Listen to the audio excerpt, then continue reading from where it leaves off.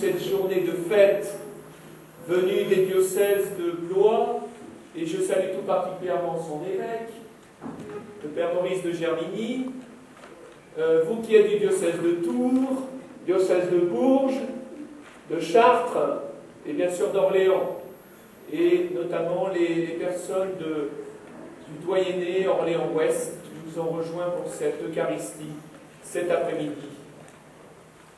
Cette journée se veut dans le cadre de la manifestation Diaconia 2013, Servons la fraternité. Tout au long de cette journée, nous nous sommes rappelés que nous avons à être frères, différents, mais ô combien complémentaires, combien nous avons besoin les uns des autres pour vivre. Un monde où il n'y aurait que des clones, ce serait un monde inhumain. Mais lorsque nous commençons à nous reconnaître différents, alors tout devient possible. Et dans l'Eucharistie, c'est celui qui est différent, mais qui s'est fait proche de nous, que nous rencontrons, le Christ.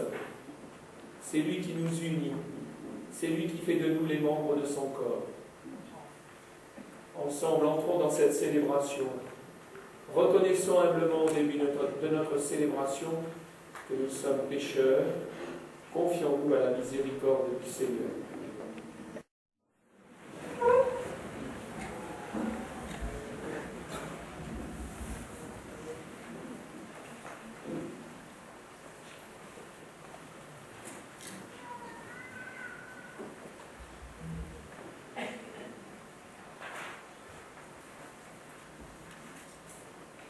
Mes amis, cette histoire que Jésus vient de nous raconter, c'est notre histoire. Comme le Fils cadet, nous avons faim. Faim d'être aimés, faim d'être reconnus, faim d'exister aux yeux des autres.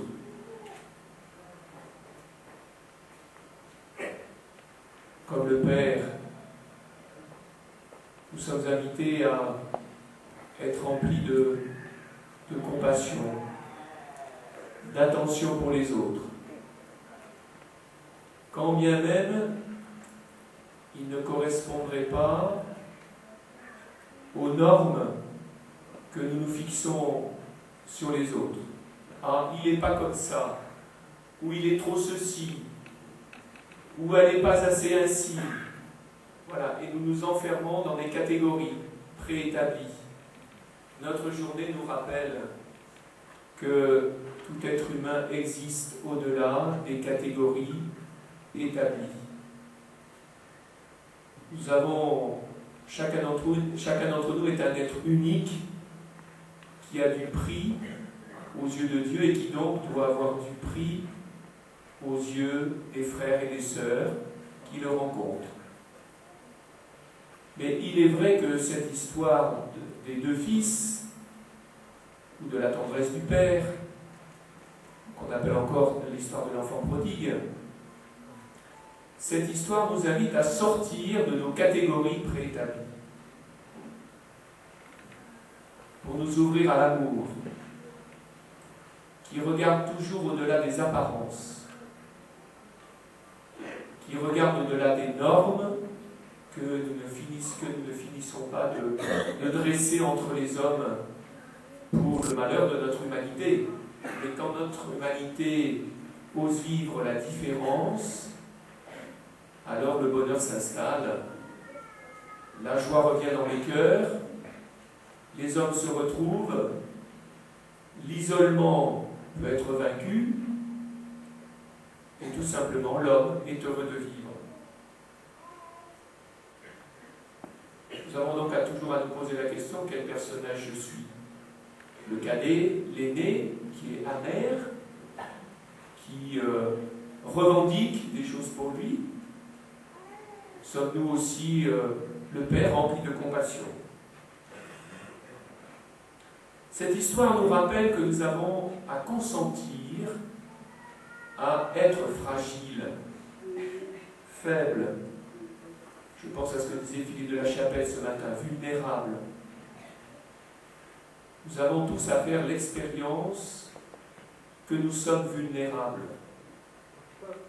Personne d'entre nous ne peut dire « moi je ne suis pas handicapé ». Nous sommes tous handicapés de quelque chose. Handicapés de l'amour, handicapés de l'attention aux autres, handicapés d'un manque d'écoute.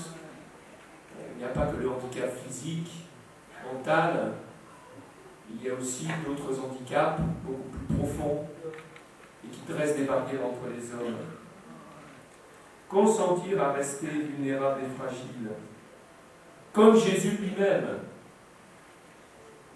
Jésus s'est fait vulnérable pour nous.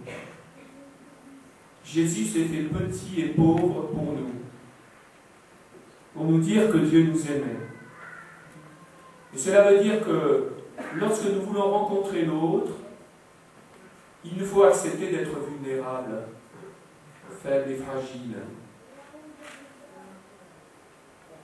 Que peut-être même celui qui va rencontrer une personne dite malade, ou handicapée, ou très âgée, n'ayant plus beaucoup de force, que cette personne se dise « j'ai peut-être plus à recevoir qu'à donner ».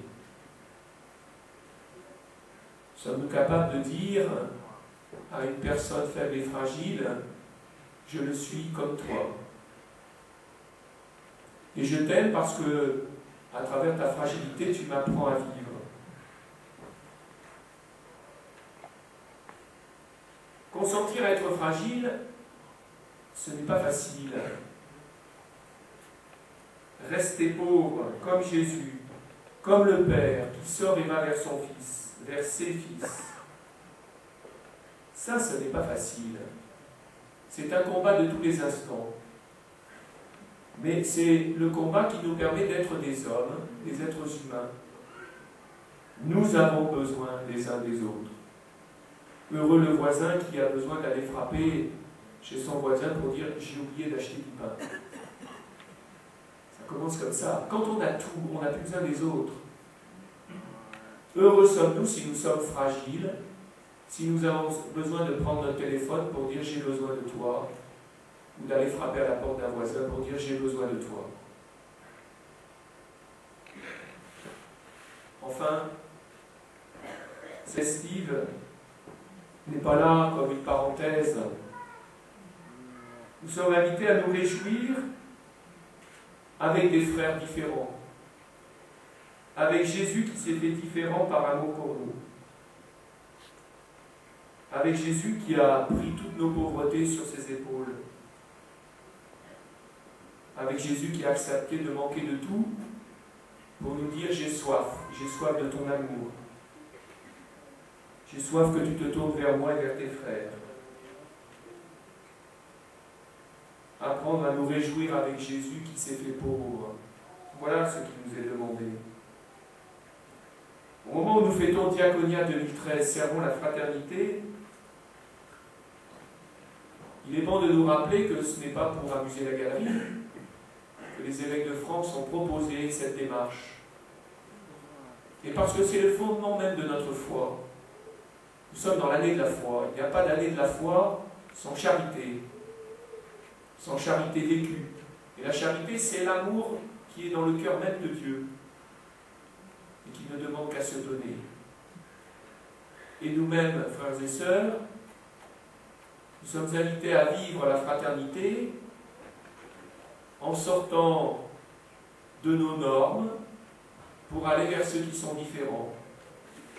Parce qu'un danger qui pourrait nous menacer, c'est de choisir celui que j'ai à aider. Alors je vais choisir telle forme de handicap, celui-là je veux bien l'aider.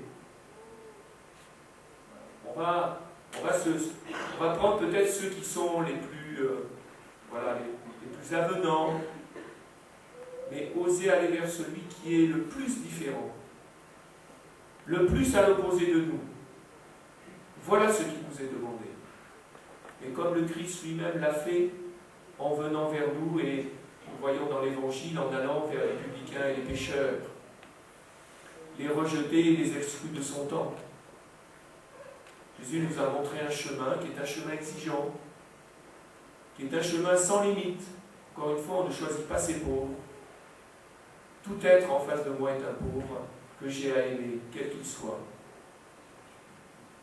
Demandons au Christ, dans cette célébration, qui nous aide à vivre tous et chacun un nouveau départ.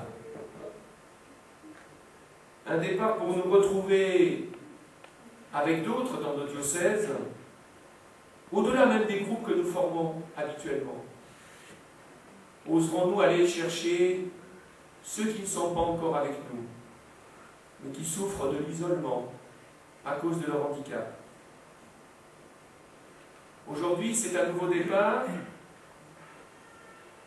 pour aller au-delà des normes que nous vivons, vers ceux qui sont hors normes.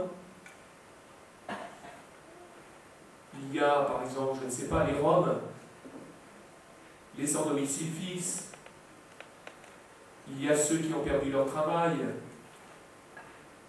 il y a les malades qui sont seuls chez eux ou à l'hôpital, toutes ces personnes qui attendent des visites, une main tendue, qui attendent tout simplement un peu d'humanité autour d'eux. Diaconia servant la fraternité, c'est une invitation à sortir de nous-mêmes, mais en nous rappelant bien que c'est lorsque nous sortons de nous-mêmes que nous devenons plus humains et donc plus heureux. Comment se fait-il que tant de nos contemporains ont souvent le visage triste, alors que quand on va dans un pays plus pauvre, on est tout étonné de voir des enfants qui rient tout le temps? Pourquoi? L'homme est malheureux quand il se coupe de ses frères. Et chaque fois qu'il ose aller vers les autres, qu'il ose demander aux autres, qu'il ose dire « j'ai besoin de toi », alors à ce moment-là, l'homme commence à être pleinement homme et à découvrir ce que c'est que le bonheur. Car il n'y a pas de bonheur seul, il n'y a de bonheur qu'avec les autres. Le Seigneur nous aide, à travers l'histoire de l'enfant prodigue, à retrouver notre propre histoire et à retrouver la joie de celui qui ose aller vers son Père, pourtant ce Père qu'il a trahi, mais pour lui dire « j'ai besoin de toi ».